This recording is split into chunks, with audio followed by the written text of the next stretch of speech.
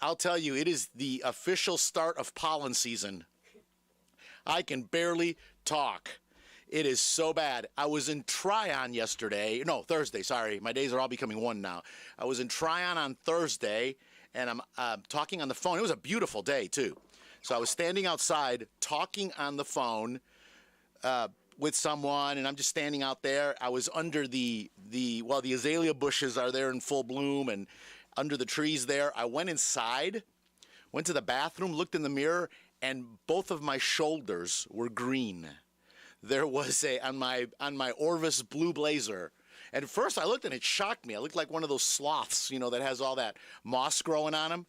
And I couldn't have been outside I don't know how long I was outside, 20 minutes, 30 minutes on the phone. And I looked and I said, what? And I dusted it. It was pollen. I was covered in pollen. Yes, we need to start a radio station, WPLN. Welcome to my program. Yeah, you like that idea, Tom. My engineer this morning, Tom, good morning. I can barely talk, but I am going to struggle through this hour. I know I can do it. I'll make it. I'll make it. It is, forget flea and tick season. It's pollen season. Good morning, everyone. The program is Gilbert Talks Taxes. I am Gilbert Carmona, the ever-allergic Gilbert Carmona. I am an enrolled agent. We are doing tax returns. We are actually burning the midnight. We're past the midnight hour. We're into the 1 and the 2 a.m. hour of doing tax returns.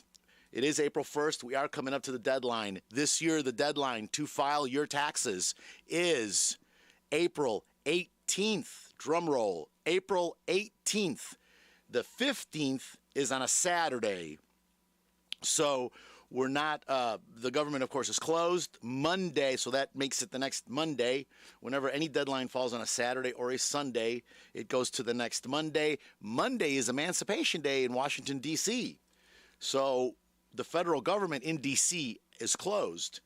So it's going to go to Tuesday, the 18th, and that is so we have the entire day. We will be e-filing and wrapping up returns and getting them done that day. That is the all hands on deck day. That's usually the 11 o'clock last minute crunch. That's when people come in and call us at like 5 o'clock. When's that? When are those tax returns due? That's usually the phone call. We usually get that phone call on the 15th. When are those tax returns due? What are we? Am I supposed to mail something or something? Yeah, I know. If you haven't gotten it by now, I think it's too late. Now, we are accepting new clients, but right now what we're doing is we are extending you. We will extend your tax return at this point. So if those of you that need to reach us, those of you that need to get their tax returns extended or done, our telephone number is 828-289-9300. That's 828-289-9300. And we do have two offices. We have one at 704 Oak Street in Forest City. The new former Carter Bank building. I need to give that a name, Tom. I don't know yet. Like Tryon is 226 South Trade Street, which is the beautiful Art Deco building right off the historic downtown Tryon. But 704 Oak Street, it's the former Carter Bank building, but whoever heard of Carter Bank? And the way these banks are changing names now, you don't even know what. And actually, that bank had been 3 other banks before. I'm next to Big Dave's Seafood. Yeah, there you go. Yeah, which people know from one of my clients from Spartanburg. Was looking it up while I was telling her, we moved, and she goes, oh, you're next to Big Dave's. And I said, oh, yeah. She goes, we go there all the time. There you go. She said, it's one of the best fish camps around. Yeah. They come from, and she's on the other side of Spartanburg. They come all the way up here to have fish at Big Dave's. I said, great, come on over. Just walk on over next time you're there. And she was over a couple of weeks ago. We had a great time. Next to Big Dave's. And there's a lot going on in that's a busy little intersection there. There is a lot going on. People are asking me, what are they doing in front of Lowe's there? That is a Popeyes. Right. There's a Popeyes. They're building there in front of Lowe's. And supposedly, I don't like to spread rumors, so I don't like to repeat rumors, so listen the first time. Supposedly, there is a Dunkin' Donuts coming. I heard that, too. Next, somewhere around the bowling alley, back over in there. Yeah. Over by there, as they say where I grew up. Over by there is going to be a a Dunkin' Donuts, which my wife is a little too excited about. She loves Dunkin' Donuts. Yeah, well, yeah, okay. I'm sorry. No, that's okay. But she likes that Dunkin' Donuts, Well, which I wouldn't mind some Dunkin' Donuts coffee right about now. I could use some. So that's coming. So that's a busy little intersection there. There is a lot going on there, and we're really happy to be there. That's 704 Oak Street, our new location, and it's where we moved in officially in May of last year. So we are coming up on our 1 year there, and it's great. And the drive-through does work. If you, for whatever reason, cannot get out of your car, just give us a call or pull into the drive-through. And we do have it open, and it does work, and people have been taking advantage of that. You can drop off, pick up, sign, pay, do whatever you need to do at the drive-through. Both of them actually work, and we are using them. So it's kind of exciting. 704 Oak Street, Forest City, 226 South Trade Street. Okay, I got that out of the way. Our telephone number, 828-289-9300. So while I'm talking about banks and banking crisis, I had a little old lady ask me, why did that computer company buy the Swiss bank? And I said, what computer company? She said, that company, the company that makes USBs.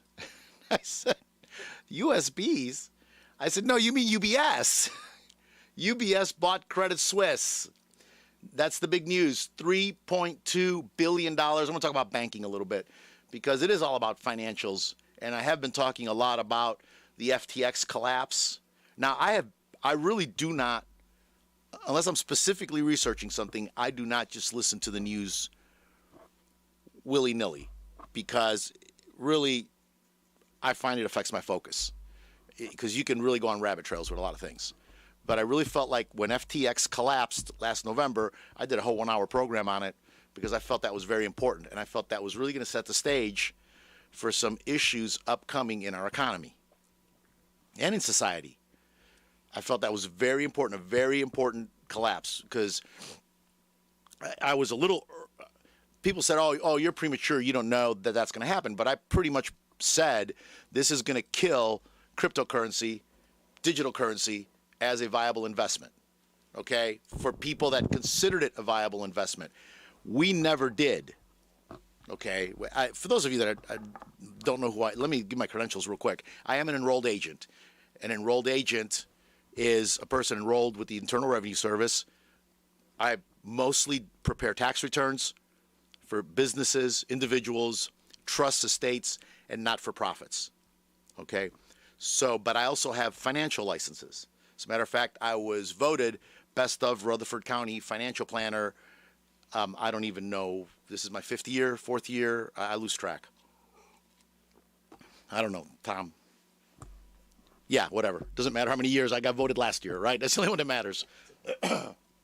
So, and as I say, pretty much every program, and I know I say it pretty much every day, every tax decision is a financial decision. Every financial decision is a tax decision. That's the way it's become. It didn't used to be that way, but it is now. Any investment you do, everything, there's a tax consequence to it. What's that tax consequence going to be? So I closely monitor financial markets. Now, the type of investing we do is old school investing. We do investing the way Grandma and Grandpa invested. Slow growth, conservative things. That's not to say we don't pursue some strategies that might be a little more aggressive, a little more sophisticated. I don't talk about them on the air because these are really one-on-one conversations that we're supposed to have with our clients. And I totally disagree with all these programs, and there are a lot of them, where they tell you buy this stock. That guy on TV, I can't even remember his name, Kramer. I mean, that guy just screams and yells and does all this stuff. And I get it, a lot of it, showmanship. And at the end of the day, you look back and there's all kinds of YouTube videos on this. People have gone back and looked at his recommendations, and they've been horrible. They have been horrible. I mean, if you listen to this guy, you'd probably be negative. I don't know that for a fact, but I think so. Okay, I've got reason to suspect that. You'd be net negative. So, it's a one-on-one conversation That's why I don't do a 1-hour program on telling you what to invest in, because everybody's an individual. Everybody's got individual needs. Everybody's got a different idea of what they want to do in retirement. They have a different idea of what they want to do with their life. And that's what we talk about. As a matter of fact, it's really interesting. I've gotten this response several times. I've had people come in for a financial planning meeting, and we talk, and we just talk. We talk about whatever's important to you. What do you want to do in retirement? What do you like to do on a day off? Where do you see yourself? What is your plan? Do you have a plan? What do you think about? How does your family figure into this? How is your retirement going to affect them? We talk about the ocean. We talk about the lake. We talk about travel. We talk about this. And then I'll never forget the man that came, and we just talked for an hour. We just talked. But what he doesn't realize is that while you're telling me these things, I'm making notes of these things, and I'm trying to see how we can achieve that with the money you have, the things you have now, and how we can grow that to get to that goal. And I've shared this story on the air before, but one of his goals was he's got children living in 4 different parts of the country, like totally different parts of the country. It's like they didn't want to live within 5 states of each other. I don't think it was deliberate. It just ended up being that way. Their jobs took them to these places. So he literally had these children all over the country. So he said, you know what I would like to do? And he kind of threw it out there, but really in his heart, it was in there. And he said, I'd like to get an RV, and I'd like to just, spend the summer seeing them all. And I said, well, what kind of RV? How big? What size? What color? Do you, 1 bathroom? Because I know nothing about RVs. What are they like? 2 bedrooms? What do they have? The kind you pull behind, or the kind that you drive? So when he came back, I had actually priced an RV. I just made a few phone calls, got a ballpark figure of what an RV would cost, and I put that into the financial plan. And I put these other things in the financial plan, how much it would cost him to actually go see his family. And we put that in the financial plan. That's a financial plan, folks. That's what it is, because that's right at hits home. Okay, so I've been following what's been happening. All that to say, these are very individualized things. I don't talk about them. I don't get too much into it. But let me bring it back to when I saw FTX and the collapse of FTX. I said this is going to have longer-term implications, much longer-term implications. I'm going to run over my break time, so let me just keep talking till I run out of steam, and I'll tell you when to do a commercial. Tom's already got his finger poised on the button. Yeah, he's ready to go. You're a good engineer. So we get back to FTX, and so now we saw the first bank collapse, which happened in real time on a Friday. Then 2 days later, after they all told us that this was going to be an isolated incident, the second bank collapsed. Now, no other banks have collapsed since, but you're having a lot of activity in the background. So where am I going with all this? I want to just tell everybody that really now is a time to really pray and seek God about what you're going to do with your investments, because the truth of the matter is nobody saw this coming. Okay? Anybody that told you they saw this coming is trying to sell you something. Because you see all these people, they all have some vague credential.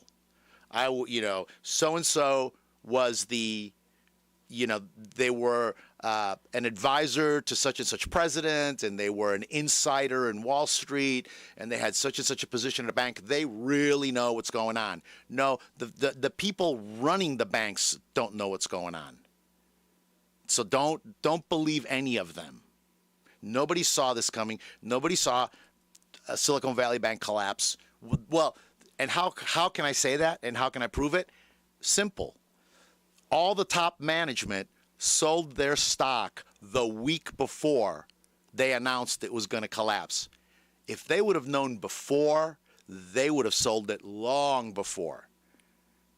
That's how I know they don't know what's going on. I mean, they can see what's going to happen in a week, in a couple of days, because they know the ship's sinking. Folks, water's about waist high. We better do something.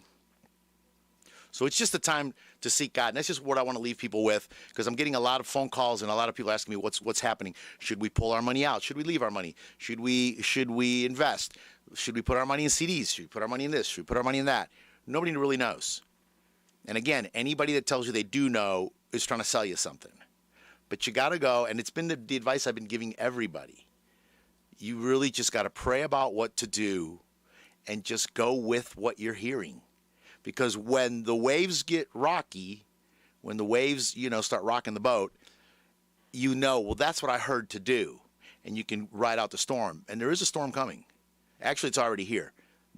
At what point are they going to call this a recession? They're still talking about, well, yeah, it's kind of, I know they abandoned saying it was transitory. Remember that? This is transitory. This is just transitory inflation. Transitory inflation. That's funny. So, but it's here. We're in this time. What's going to happen? I don't know. Nobody knows. But we're praying, and we're just trying to find a course through the storm. So, Credit Suisse, and that all started just because UBS bought Credit Suisse. $3.2 billion. And it probably averted a big collapse. But can they keep averting these collapses? I don't know. Tom, on that note, let's go ahead and take a break. I'm going to talk about the IRS when we get back, talk some more about the deadlines that are coming up. And I've been having people ask me about home energy credits and solar panels, of all things. Let me get into that when we come back. This is Gilbert Talks Taxes, WCAB, AM 590, FM 100.9.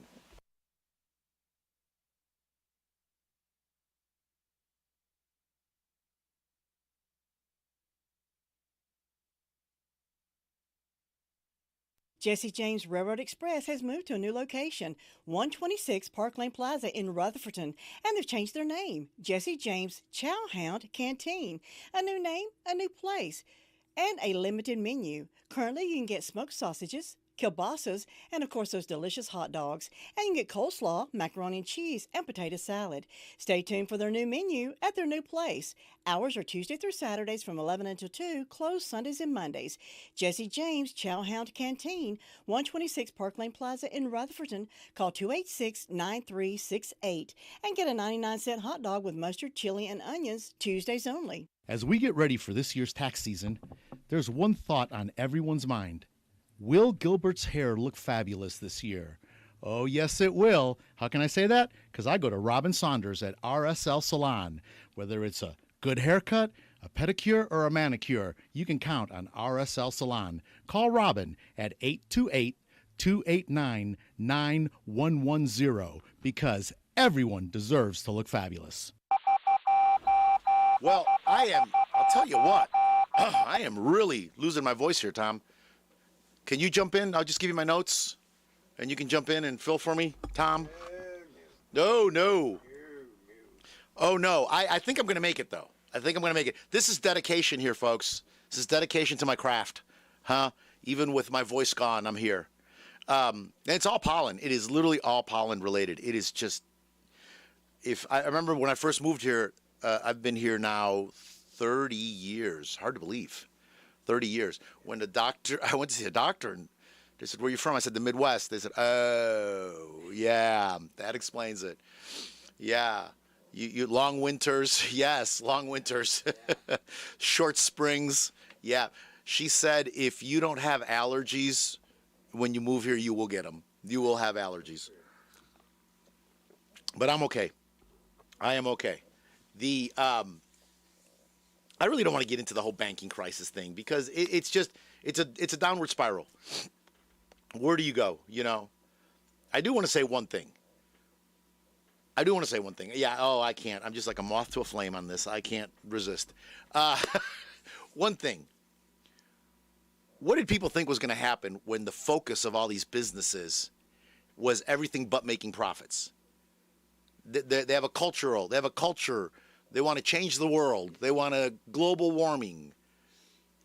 They want to combat inequality or equity or whatever it is. They want to combat this. So all these social things. It's not the purpose of a business. The purpose of a business is to what? Make profits. Where did they stop teaching that in school to these people? Where? Diversity doesn't make money, folks. They're preaching diversity. They're preaching this. Those are all social outcomes when the hearts of people change. But as a business model, you're going to see this as a major failure. Keep your eyes on these companies that are claiming all these major social agendas. How can I say that? Because they're collapsing left and right. That's how I can say that. So anyway, and eventually they're going to run out of money. I had somebody come this week who lost quite a bit of money on cryptocurrency. Actually, I've had a lot of people come that have lost quite a bit of money on cryptocurrency, and there's just nothing to be done.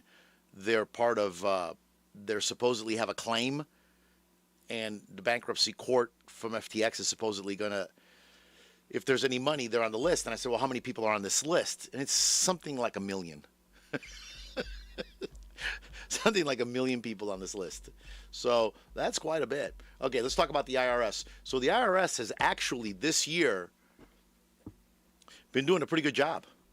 And I give credit what credit's due. They've been answering the phone. We've been able to resolve issues. We've been able to get agents on the phone. We've been able to, now we're practitioners and we call it practitioner line. So let me say that. I don't know how the regular 1040 line has been doing, but we have been getting them on the phone and we've been able to solve issues with them. The website has actually been performing very well for those people that have IP pins and needed to go to the website to retrieve their IP pin. It's actually been working very, very well to our surprise, because the last couple of years it was not. It was very hit or miss. And of course, last year they weren't answering their phone at all.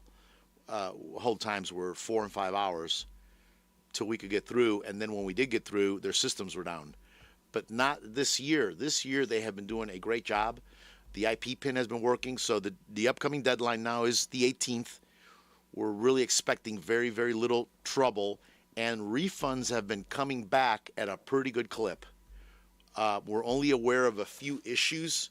We are having a recurring problem, though, with people that have health care insurance through the marketplace. So those are people that their insurance is through healthcare.gov. It's Obamacare. We used to call it Obamacare, then we weren't supposed to call it Obamacare. We were supposed to call it ACA. We weren't sure what to call it after a while, so we just called it healthcare.gov. What happens is there are people who will call an agent to get health care insurance, and the agent will actually get it through healthcare.gov for you. Okay? And it is subsidized. And people don't realize that. So when it's subsidized, you're going to get a form called a 1095A, and that 1095A, I need it to do your tax return. Okay? And so people come in and we will ask them, did you have health insurance through the marketplace? And we get, no. I mean, they tell us no. Repeatedly, they tell us no. So when I e-file that tax return, it gets rejected because there's no 1095A in the tax return. And it comes back rejected. And then we call the people and say, you had marketplace, and they tell us no. Okay, why don't you come to the office? Let's call them, and because we can call and get a person on the phone 24/7, and they'll actually give you the numbers over the phone. They'll validate who you are, and then they'll give you the numbers over the phone, which is fantastic that they'll do this. And I am really happy that whoever made that decision over there, because it's really helped. Or they'll call their agent, and their agent will get it for them, because their agent can log in and pull it down. And then they'll get it, and they'll be like, well, we didn't know we had this. So we've had a lot of that. They didn't know. One man said, I didn't know I had subsidized insurance. And I said, well, how much are you paying a month for your insurance? And he said, like $150. I'm like, okay, coverage for a family of 4 for $150? I mean, this isn't 1979. This is, yeah. Do you realize what insurance costs? No, they don't. They're clueless. They have no idea what insurance costs. They're paying. As a matter of fact, the one lady told me, I thought that was high. She was a school teacher. She's been a school teacher her whole life. And so she got insurance through the marketplace, and it was like $110 a month. And she thought that was astronomically. She thought she couldn't believe that. Well, because she'd gotten it for free for 40 years. And she couldn't believe it. And it wasn't even very good insurance. It was silver level, whatever, with a $7,000-$8,000 deductible. She's like, it's not even good insurance, and I'm paying $100. I think it was like $90-something a month. And I said, no, the going rate for insurance for what you've got is like $700 or $800 a month, and you're highly subsidized. Yeah, $600 plus a month subsidized. So we're seeing a lot of that, and that is causing a reject. So when or the other thing is people canceled it. People thought they canceled it. What'll happen is because it auto renews.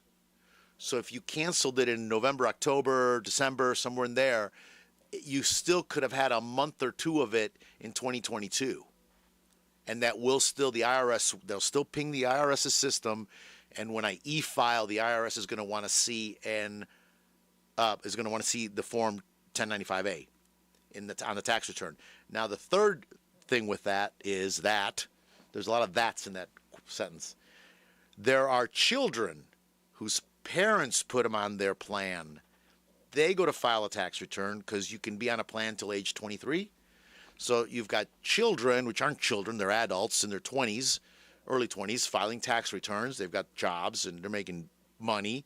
So they have to file that thing called a tax return so they can transition into adult. And it gets rejected because of healthcare.gov, even though it was the parents that had it.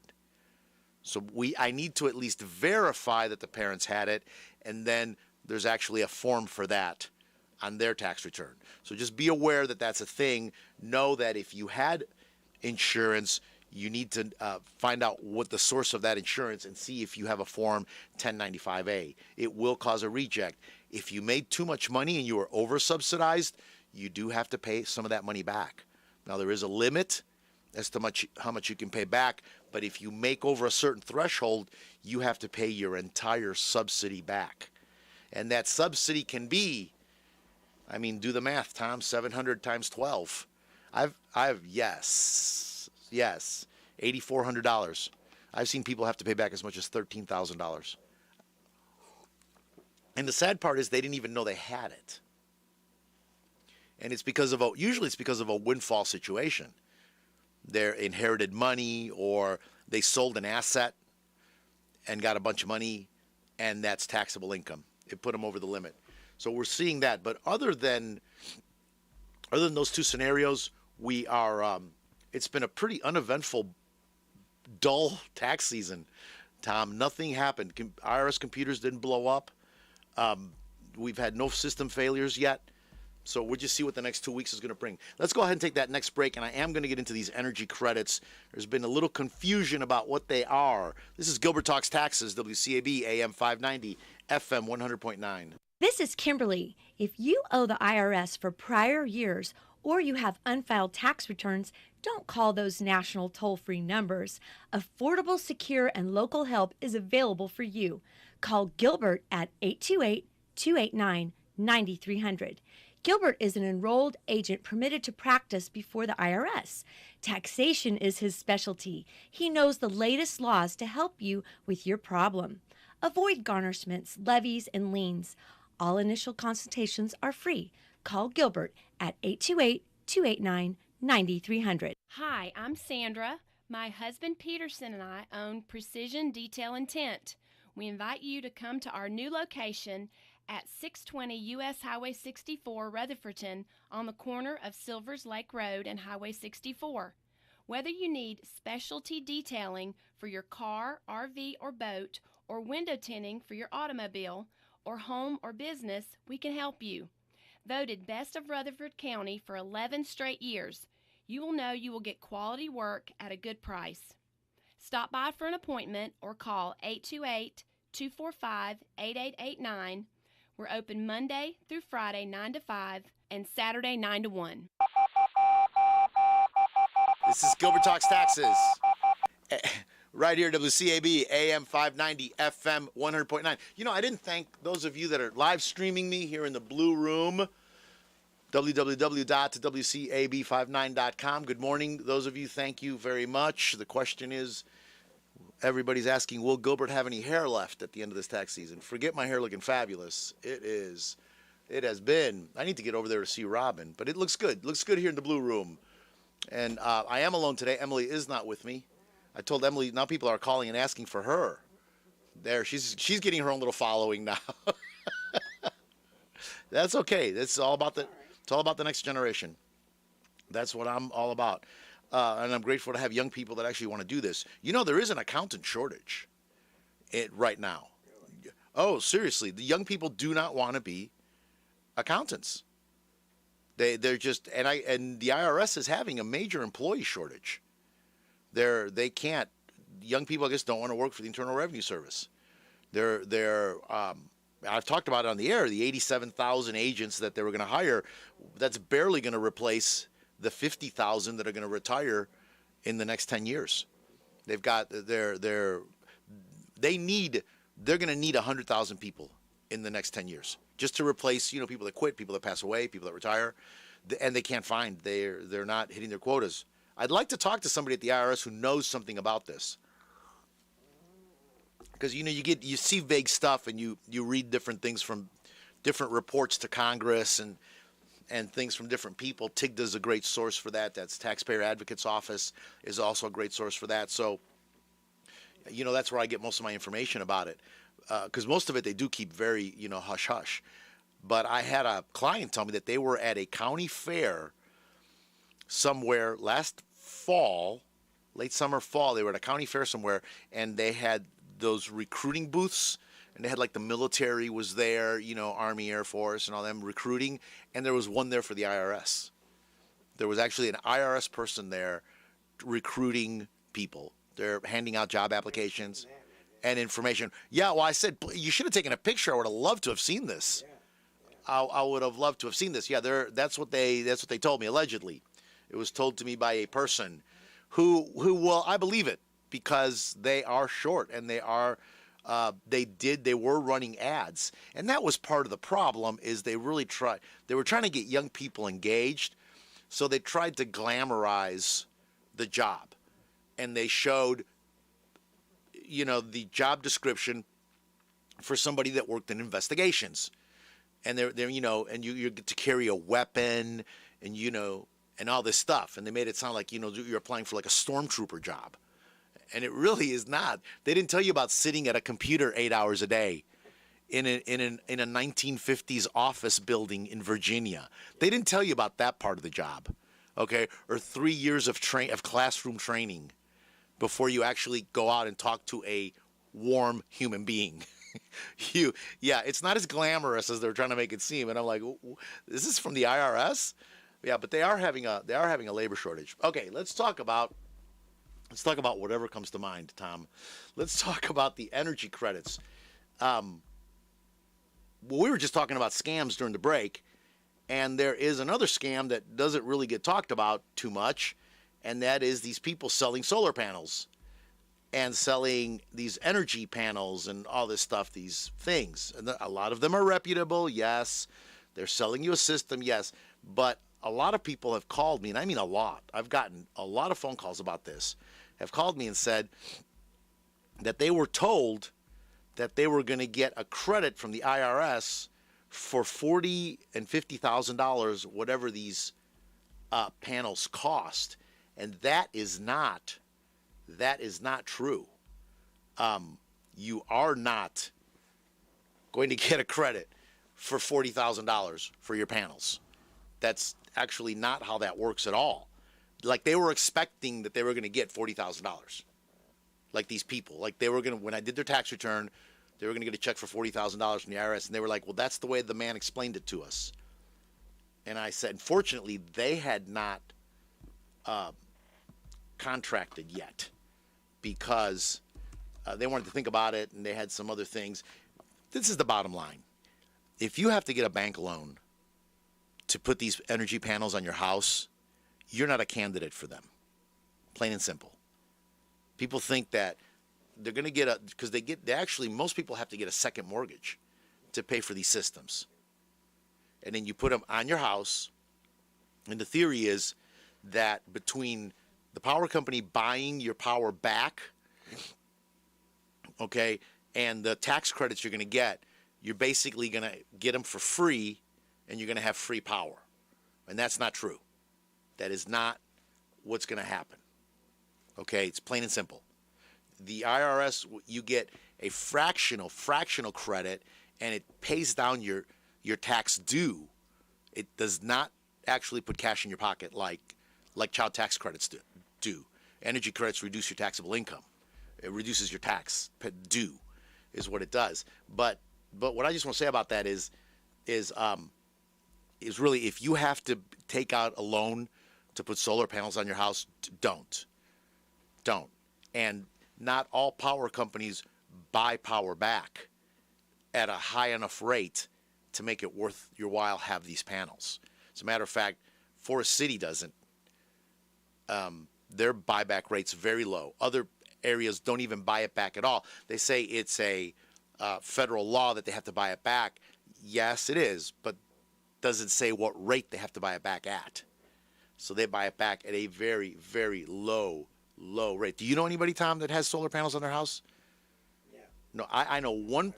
I know one person that does, and they are a person that has a lot of money and just wanted to have solar panels on their house more for an emergency than for, this. People think they're going to live off the grid. No, folks, if you live in a subdivision, here you are the grid. Okay? You're not going to live off the grid. You are the grid. If you live in a subdivision and you're going to have this power, and also these systems do fail and they do need maintenance. They're like anything else in the world. They wear down, they wear out, technology becomes obsolete, parts are no longer made. All those rules apply to solar panels. We actually have a client, and again, this was another person. He could afford to have them. He did not have to take out a loan. He got them, put them on his house.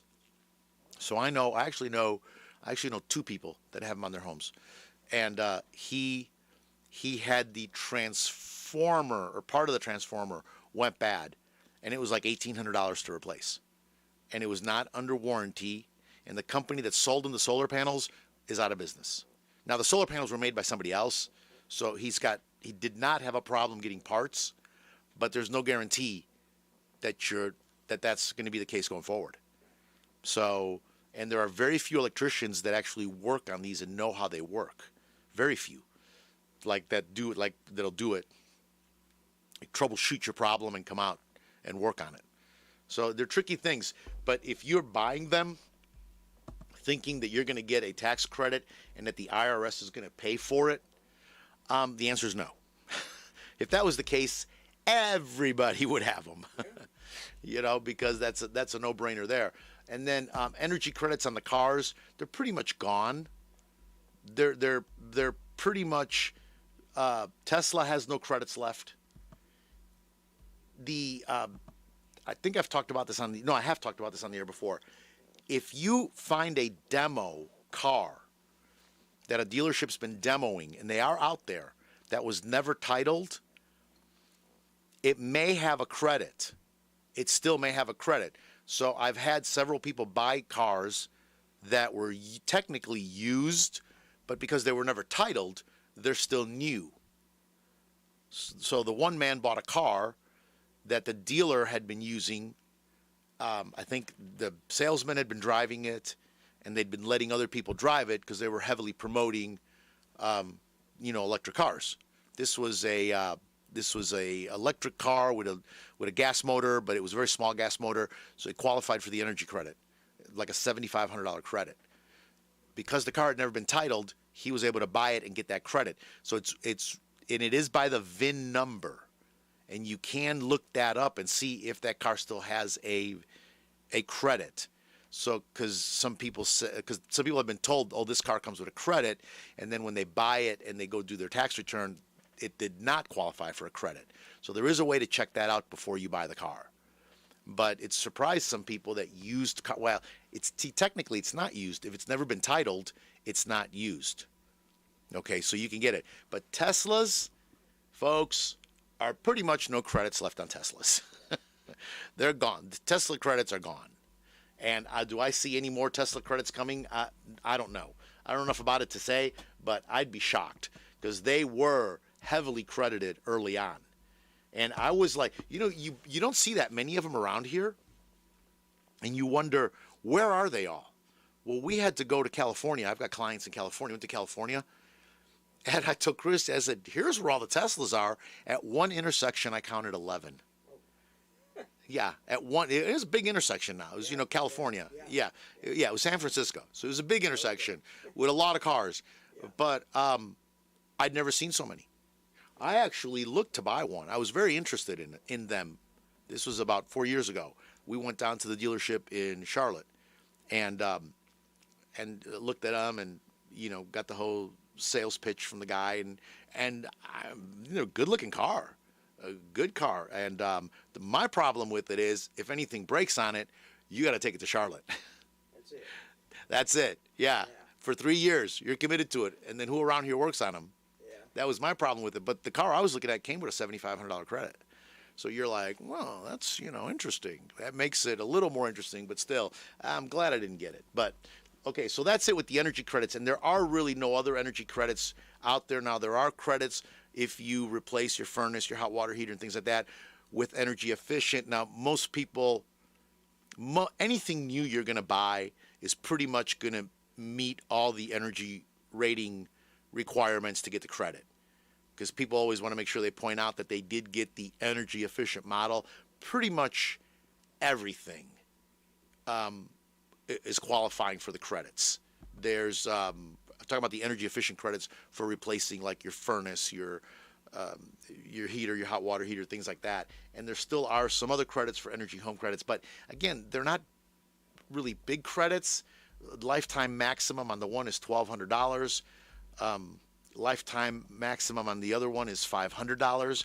They're not big credits. I would not go out and replace my heating system because I'm going to get a credit. It's not that big. And, with heating systems costing what they cost these days, that's not the purpose. That's not the reason to do it. Okay, let's take a break. Yeah, let's take a break. We're going to talk about some business modeling going forward. This is Gilbert Talks Taxes, WCAB, AM 590, FM 100.9. I want to tell you about another great local business, Forest City Concrete and Grading. Call Sean at 828-447-5949. Sean is a licensed general contractor. He can do your job from site development to completion. That's Forest City Concrete and Grading. Call Sean at 828-447-5949 and tell him Gilbert Talks Taxes sent you. A good sign is good business. Make your business stand out with a professional sign from Dia Signs and Graphics. Successful companies all over the United States trust the team at Dia Signs and Graphics. With 25 years of professional experience, we have the ability to present your company's image in the best light. Not only display signs, but Dia Signs and Graphics can print banners of all sizes. If you need magnetic signs or window and vehicle graphics, call on Dia Signs and Graphics today. We offer a full line of sign products for any event. 3D, sandblasted, storefront, and monument signs are just a part of a complete selection of quality signage. Professional signs and banners to fit any budget. Let your business stand out. Call Dia Signs and Graphics today at 286-4900 or stop by the sign shop located on Main Street in downtown Spindale. And check our website for more suggestions at diasignsandgraphics.com. And D&S Signs has moved. They're now at 1621 Porsford Road in Rutherford. That address again, 1621 Porsford Road. This is Kimberly. If you owe the IRS for prior years or you have unfiled tax returns, don't call those national toll-free numbers. Affordable, secure, and local help is available for you. Call Gilbert at 828-289-9300. Gilbert is an enrolled agent permitted to practice before the IRS. Taxation is his specialty. He knows the latest laws to help you with your problem. Avoid garnishments, levies, and liens. All initial consultations are free. Call Gilbert at 828-289-9300. We are back. Gilbert Talks Taxes, WCAB, AM 590, FM 100.9. I don't know, Tom. Tom and I just keep talking during the break. We talk about all kinds of stuff. Those of you live streaming, www.wcab59.com. Good morning. Thank you for tuning in. The program is Gilbert Talks Taxes. Gilbert talks a little bit about everything. And those of you that need to reach me, I would love to do your tax return. Now, right now, if you are a new client, the best I can do for you is to extend you, because April 18th is the deadline. I can extend you. Remember, an extension to file is not an extension to pay. If you think you're going to owe, we need to make a reasonable estimate of what you owe and pay it with that extension. That's just like withholding. It counts towards your account. If you owe less, you will get the difference back. If you owe more, well, then you owe more. But we've reduced the failure to file penalty, or the failure to pay penalty, by sending something with that. But then extension is a 6-month extension. Now, what makes my tax practice a little unique from other tax practices is we do work year round. We are not just a tax season office. And I noticed some of the big chains are advertising that now. Big. I think they picked up on that from me. I saw it. I saw H&R Block and a couple of them advertising we're open year round, like really making an emphasis out of it. But a lot of their offices aren't. So some are. What they do is they steer traffic to a main office that will help you. So when you get the IRS letters that show up, because I'm an enrolled agent, and Emily is also an enrolled agent now, there's 2 of us at the office that can take care of these letters for you. So we are not a tax practice that, and we get this a lot. As a matter of fact, we get a lot of clients because they got letters from the IRS, there was a problem, they went to their tax preparer, and their tax preparer says, well, I just prepare tax returns. I don't actually deal with the issue. And the person's like, well, what do you mean you don't deal with the issue? Because everything's wonderful and happy, and their tax preparer is the best person in the world until, something happens, and you get a letter back from the IRS.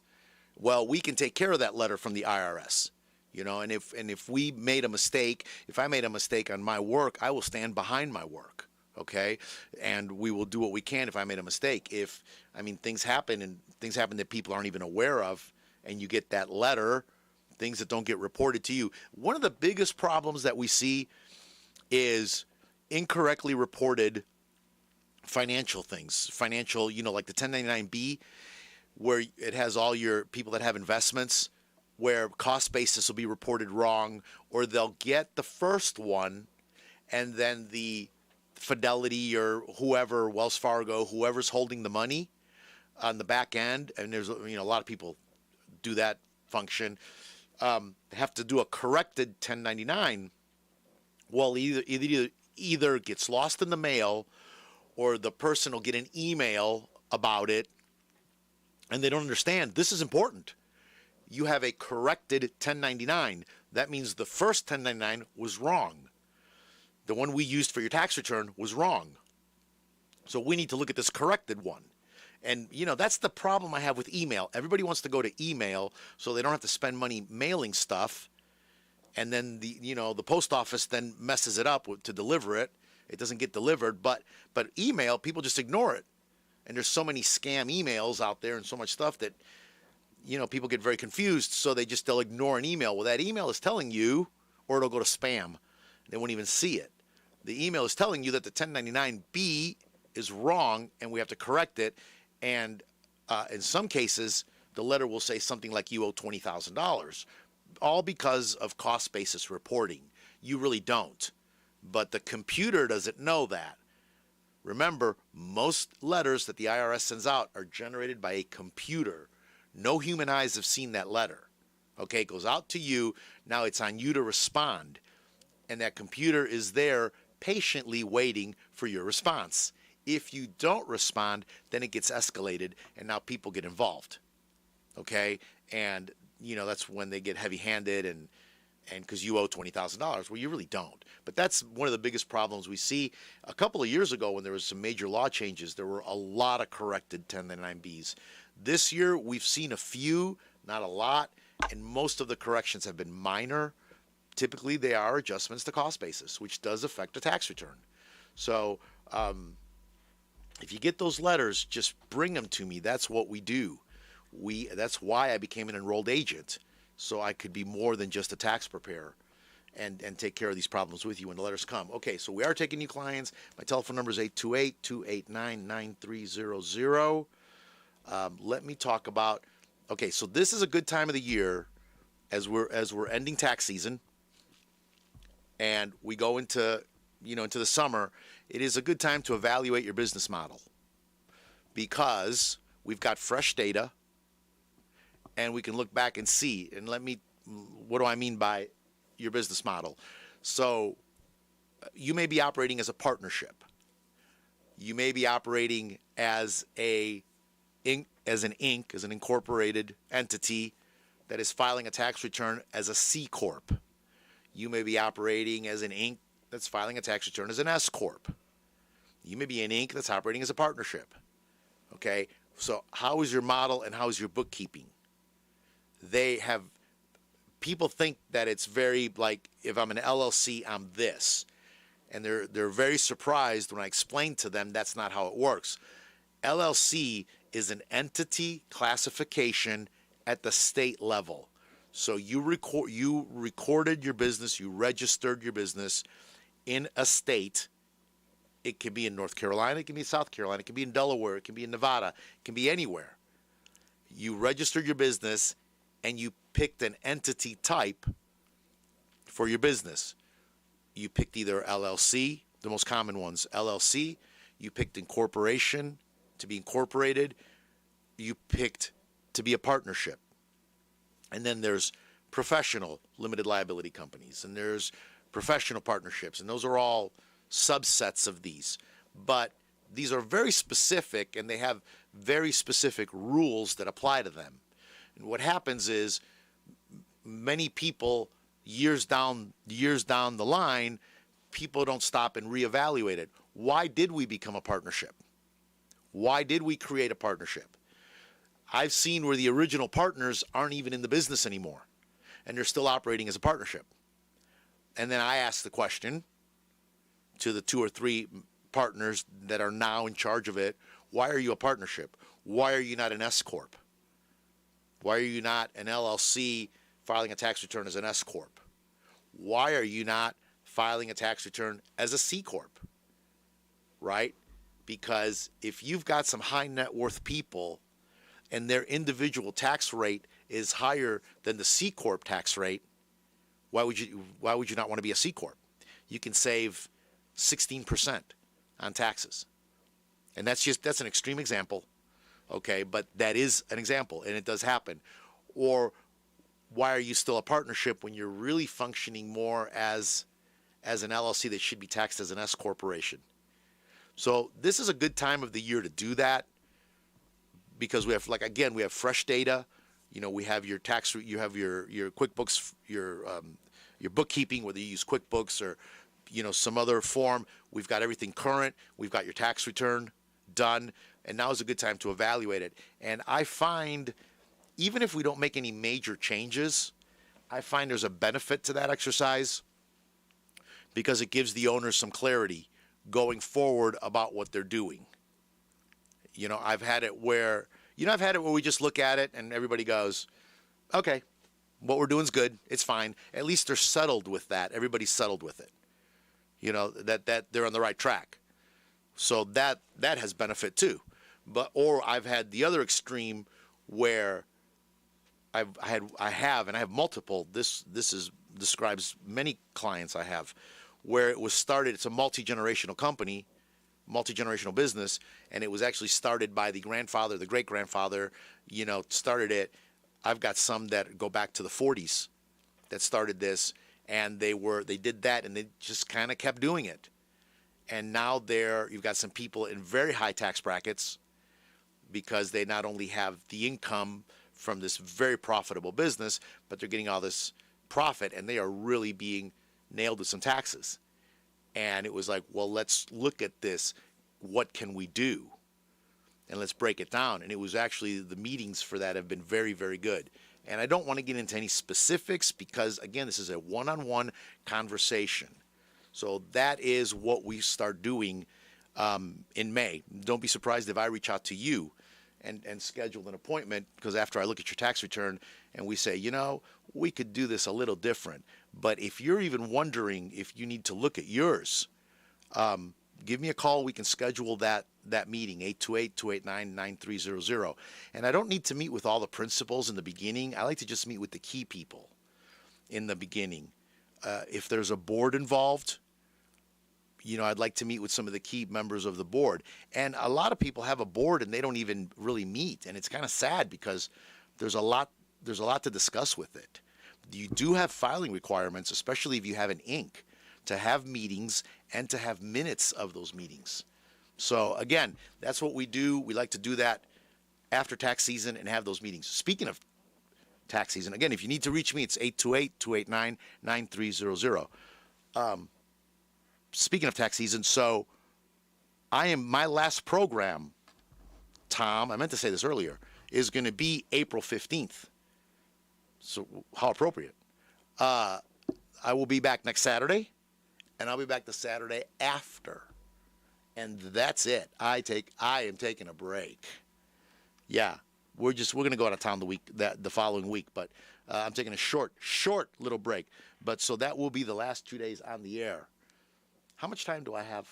About 3 minutes. Do I have left? I got 3 minutes left. Okay. What can I talk about in 3 minutes, Tom?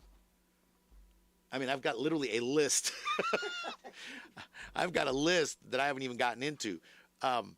Now I talked about the 1040s that are due April 18th, but the other tax return that's due April 18th is the 1120, which is if you have an Inc. Incs, you're not an S Corp, you're a C Corp. Your deadline is also April 18th. And again, if you can't have that done, you can file an extension. You get a 6-month extension. If you're an S Corp or a partnership and you filed an extension, that is a 6-month extension, but that was done back in March. So your 6-month extension will be up September 15th, okay? And then your 6-month extension for the 1040 and the 1120 is October 15th. And then the only other deadline after that is the 990. That is the not-for-profit charities and not-for-profit organizations that file tax returns, Form 990, that is due May 15th. And that one is really an important one because, as I say, all the other tax returns, if you file them late, you just get a penalty. Okay, and if it's partnership, it's a per partner penalty. So it's a big penalty. Okay, $185 a month per partner, 6-month maximum. So that can get big real fast. But if you're a not-for-profit and you don't file a tax return for 3 years in a row, you can actually lose your not-for-profit status and have to reapply. And there is no guarantee you will get not-for-profit status again. Now, I don't know how many get rejected, but they do reject them. So you're not guaranteed. So your Form 990 filers, make sure you file that tax return by May 15th or at least file an extension. And I had a situation where a board called me because they got a letter from the IRS with a fine for not filing their Form 990. And I met with the board. They had a board meeting. It was a not-for-profit. And I met with them. And they said, what is this 990 thing? And why do we owe this big fine? And I said, because you didn't file your 990. They're like, well, what is it? I said, it's a tax return. What had happened is the board had changed over, as boards do,